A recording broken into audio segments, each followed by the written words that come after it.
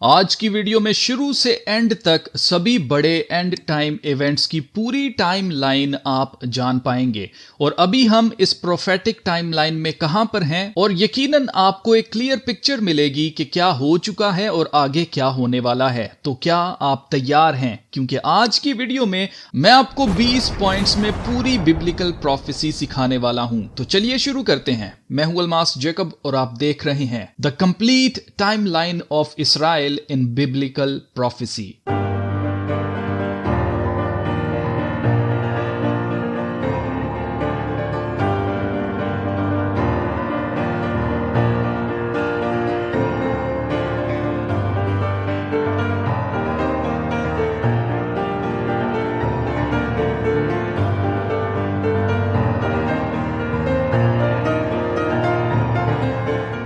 तो event number 1 है, यीशु मसीह से शागिर्दों ने पूछा था कि उनकी दूसरी आमद की निशानियां क्या होंगी और यीशु मसीह ने फरमाया था कि तुम जंगे और जंगों की अफवाहें सुनोगे, कौम कौम पर चढ़ाई करेगी, सल्तनत सल्तनत पर चढ़ाई करेगी, जगह जगह काल पड़ेंगे, भौचाल आएंगे और वबाएं आएंगी, पर घबरा मत जाना क्योंकि अभी खात्मा नहीं होगा। फिर दूसरा इवेंट, यीशु मसीह को मसलूब किया जाता है 33 एडी में और सिर्फ 40 साल के बाद यहूदियों को यरूशलेम से बेदखल करके हैकल को तबाह कर दिया जाता है और यह सब कुछ हुआ था 70 एडी के अंदर। फिर तकरीबन 2000 साल तक इसराइल वर्ल्ड मैप पर से गायब रहा। तीसरा इवेंट है कि आखिर दिनों में खुदावंद ने कहा था कि वो कौम इसराइल को वापस पूरी दुनिया की कौमों में से इकट्ठा करेगा और ये सब कुछ हुआ 1948 में जब इसराइल वर्ल्ड मैप पर वापस लाया गया। चौथा इवेंट है, खुदा के कलाम में लिखा है कि मुखालफे मसीह मकदस में बैठकर खुद को खुदा डिक्लेयर करेगा,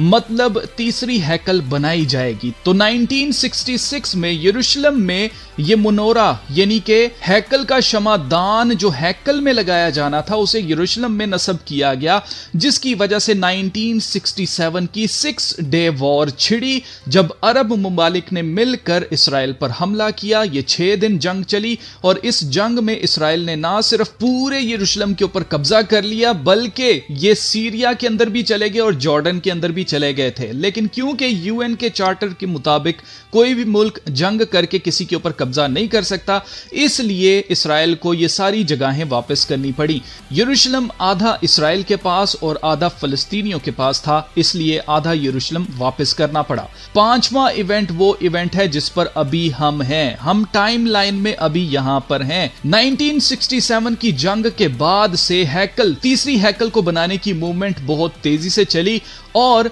उस वक्त से इसराइल अभी तक जंग की हालत में है। और अभी ईरान के साथ जो जंग चल रही है ये इन जंगों में आखिरी जंग हो सकती है, जिसके बाद इसराइल को लगेगा कि अब अमन हो गया है, अब हमारा कोई दुश्मन हमसे लड़ने नहीं आ रहा, और तब ही वो नागहान आफत आएगी जिसके बारे में खुदा के कलाम में लिखा है, जब वो पीस एंड सेफ्टी की बात करेंगे तभी नागहान आफत उन पर आ पड़ेगी। और ये हमें लेकर आता है छठे इवेंट के ऊपर, जब इसराइल अमन से रह रहा होगा तब रशिया इसराइल की दुश्मन कौमों के साथ मिलकर इसराइल पर हमला करने आ जाएगा, जो कि जूज माजूज की जंग हिजकियेल 38-39 बाब में इसके बारे में तफसील से लिखा हुआ है। इवेंट नंबर 7, इस जंग में जलजले और आसमान से आग नाजिल होगी, जो कि इसराइल की दुश्मन कौमों पर ये जलजले आएंगे और रशिया के कुछ मिसाइल मिसफायर होकर अपने ही लोगों पर गिरेंगे, जिसकी वजह से इनमें कंफ्यूजन पैदा होगी और ये लोग आपस में ही लड़कर मरेंगे और बहुत खून खराबा होगा, जिसकी वजह से कौम इसराइल को 7 महीने लगेंगे इनकी लाशों को दफनाने के लिए।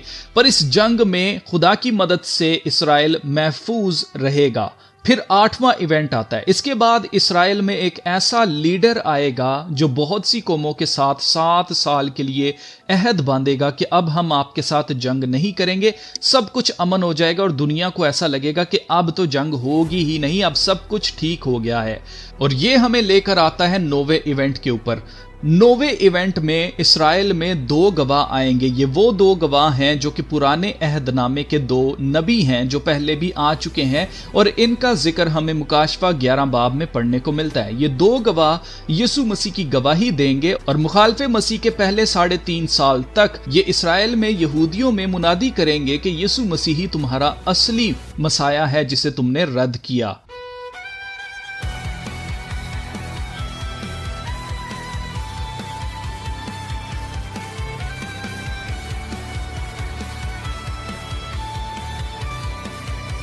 پھر آتا ہے 10واں ایونٹ، یہ 2 گواہ قتل کیے جائیں گے۔ جب 3.5 سال پورے ہو جائیں گے تو اتھا گڑھے سے ایک فرشتہ نکل کر ان کو قتل کرے گا، کیونکہ زمین پر کوئی ان کو قتل نہیں کر پائے گا، کیونکہ یہ اپنی ڈیفنس میں آسمان سے آگ بلوا لیں گے اور جہاں یہ چاہیں گے وہاں پر بارش نہیں ہوگی، جس کی وجہ سے پوری دنیا میں خوشی منائی جائے گی جب یہ 2 گواہ مارے جائیں گے۔ پھر آتا ہے 11واں ایونٹ،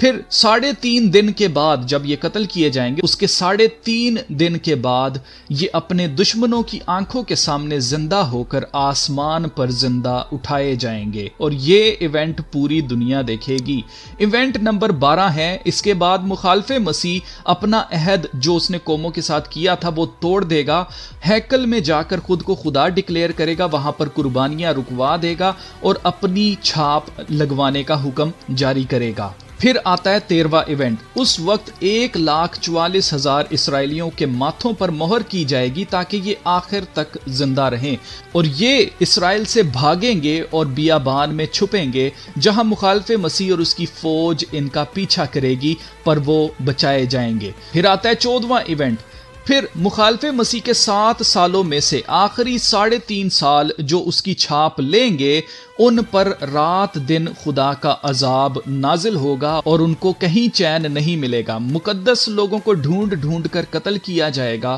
اسی کو بڑی مصیبت کہا گیا، دی گریٹ ٹریبیولیشن یہی ہے۔ 15واں ایونٹ ہے، پھر جب وقت پورا ہو جائے گا تب یہودی اپنے منہ سے اقرار کریں گے، مبارک ہے وہ جو خداوند کے نام سے آتا ہے، اور یسوع مسیح بادلوں پر واپس آ جائیں گے۔ 16واں ایونٹ ہے، سب سے پہلے مردے جو یسوع مسیح میں سوئے تھے وہ جاگ جائیں گے، پر جو زندہ ہوں گے وہ ایسے ہی آسمان پر اٹھائے جائیں گے اور مسیح کا استقبال کریں گے، یعنی کہ ریپچر ہوگا، اور یسوع مسیح اپنے منہ کی پھونک سے مخالف مسیح اور اس کے جھوٹے نبی دونوں کو ہلاک کریں گے اور انہیں آگ اور گندک کی جھیل میں ڈال دیا جائے گا۔ 17واں ایونٹ ہے جب شیطان کو 1000 سال کی بادشاہت کے لیے 1000 سال تک قید کر دیا جائے گا تاکہ وہ پھر قوموں کو گمراہ نہ کر سکے۔ 18واں ایونٹ ہے جب یسوع مسیح 1000 سال بادشاہت کا اعلان کریں گے اور 1000 سال تک بادشاہت رہے گی۔ پھر 19واں ایونٹ یہ ہے جب 1000 سال کی بادشاہت پوری ہو جائے گی تو شیطان کو کچھ عرصے کے لیے پھر سے کھولا جائے گا تاکہ وہ قوموں کا امتحان لے، اور قومیں شیطان کے ساتھ مل کر نئے یروشلم کا محاصرہ کریں گی اور اس کو گھیر لیں گی تاکہ وہ خدا سے جنگ لڑیں اور زمین پر ہمیشہ کے لیے قابض ہو جائیں، لیکن آسمان پر سے آگ آ کر ان کو بھسم کرے گی، اور ایسے خدا کے تمام دشمن جو نہیں چاہتے ہیں کہ خدا زمین پر راج کرے، بادشاہت کرے، وہ سب مارے جائیں گے۔ اور پھر آتا ہے 20واں اور آخری ایونٹ، پھر شیطان کو بھی آگ اور گندک کی جھیل میں ہمیشہ کے لیے پھینک دیا جائے گا، پھر نہ موت ہوگی، نہ ماتم ہوگا، نہ رونا ہوگا، اور نہ ہی کوئی مصیبت یا بیماری ہوگی، اور اس وقت خدا اپنے لوگوں کی آنکھوں سے سب آنسو پونچھ دے گا، اور پھر نیا آسمان اور نئی زمین اور ہمیشہ کے لیے خدا کی بادشاہت قائم کی جائے گی۔